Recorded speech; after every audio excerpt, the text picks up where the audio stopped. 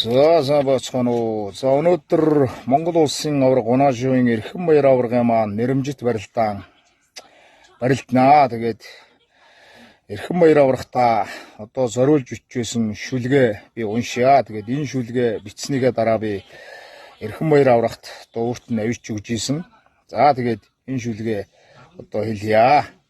Сэлэн мөрний хөвөөнд сэргэлэн хүүдэрвөө. Сайн эцгийн нөмөрт даруу төлөв өсөв, сумын наадам барилдаж, бүхийн арагаан эхлэв, сайхан барилдах уу гэж олны хараан дуртв, сургаж заасан багш нь алсын араатай байваа.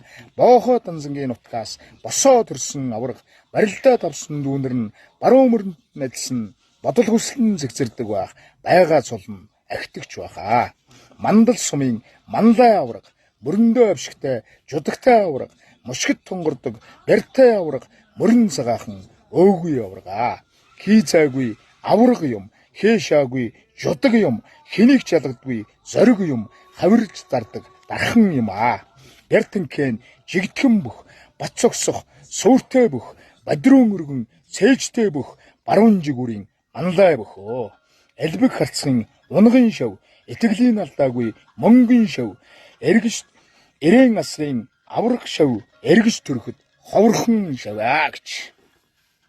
Ийм одоо шүлэг бичиж байлаа. Тэгээд эрхэм баяр аврагтаа эрүүлийн хамгийн сайхан бүхнийг өсөн өрөөё. Тэгээд аврагтаа энэ шүлгээ одоо гардуулж өгсөн байдаг. Маш сайхан хүлээж авсан. Эрхэм баяр аврагыг бол одоо удам судраа хөөгөөд явах юм бол одоо Завхан аймгийн одоо хүн гэдгийг бол та бүхэн мэдж байгаа баха. Энэ аав ээж хоёр нь хоёулаа одоо Завхны хүн. Одоо өөрөө одоо сэлэнгэд төрж өссөн ийм хүн юм бэлээ шүү.